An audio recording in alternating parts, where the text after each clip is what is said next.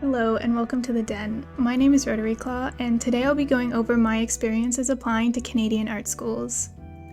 First things first, I want to preface this by saying that this is just my own personal experience. I'm currently a first-year student, so I was applying at this time last year in 2020, thus it's pretty fresh in my head still.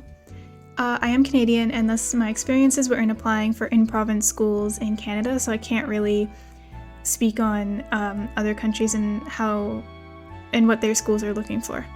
So I was specifically looking at animation programs, so that normally means it's a Bachelor of Fine Arts with a major in animation, and I was applying at the very last minute. Let me explain. Now, there is a little bit of context needed here to give some insight into what I went through in applying. So in Canada, applications for college and university start around October and continue until January or February. Up until November of last year, I thought I was going to be a forensic scientist, which is clearly a very different career path. For reasons that I won't get into in this video, I decided to turn my hobby into my career instead of going into the sciences. Before this decision, I had never thought of pursuing the art professionally. It was only something that I did for fun. It was my hobby after all. Once I started researching art schools, I realized just how behind I was in my skill level. I mainly only do portraits, so I needed to learn a lot in a short amount of time.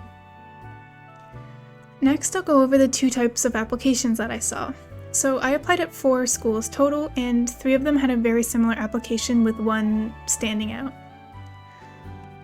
So the first type is the strict application. It entailed creating a lot of work from scratch.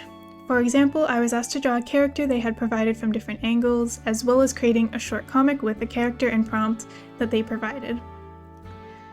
These applications valued your ability to create a story and being able to copy a given design. They wanted you to draw a figure at all angles, so the front, back, profile, 3/4 view, etc. And one of the programs even required an animation to be made.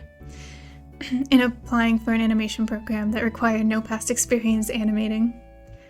Any individual pieces that I submitted had to have a description, normally just 1 or 2 sentences, which would include the size of the piece and the medium that was used. So for example, if you have a painting, you'd say it was acrylics and 18 by 24 inches or whatever the size is. So out of these 3 schools, there was one that I can remember that required a written cover letter. The rest were purely skill-based, so they just wanted to see the art, basically. They didn't really want to get to know you as such.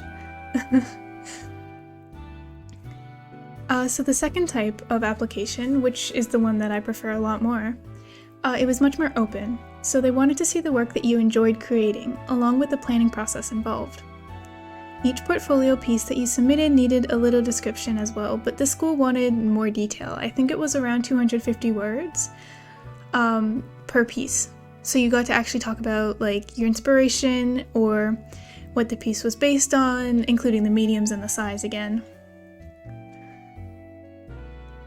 So this application also valued how you view art.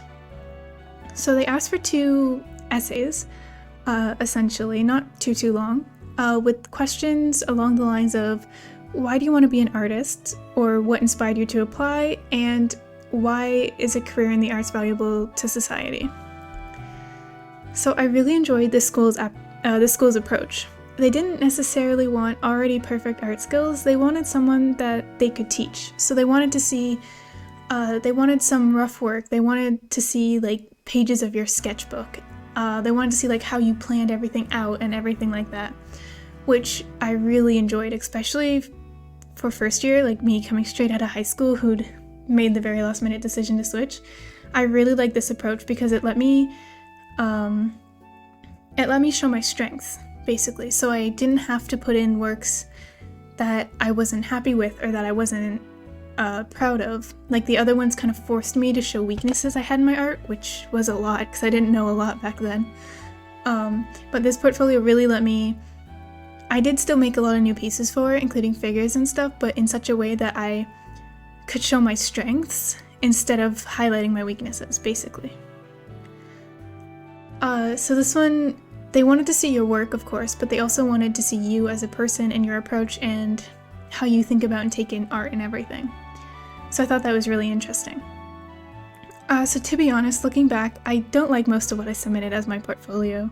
It was rushed and made without a deeper understanding of what I was doing or the meaning behind everything. Like, for example, drawing figures were just a mess.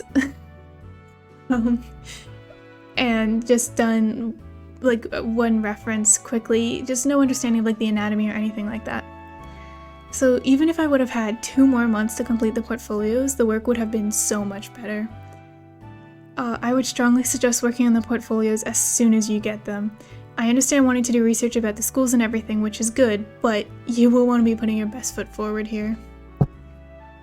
I found it was once I applied, I then got the portfolio requirements, although most schools do let you kind of see examples from past students and stuff before that. So in the end, I ended up getting into my top choice after getting 2 rejections and 1 alternative offer. My top choice was the one with the very open portfolio that I didn't have to show my weaknesses on. Honestly, I could go into a lot more detail here about what exactly I had in my portfolios and what I think the expectations are, but I don't want to dump too much information in one video. So my final advice would be to practice, and don't leave everything to the last minute like I did. I consider myself so lucky that I got into the school that I did. I hope you found this video helpful.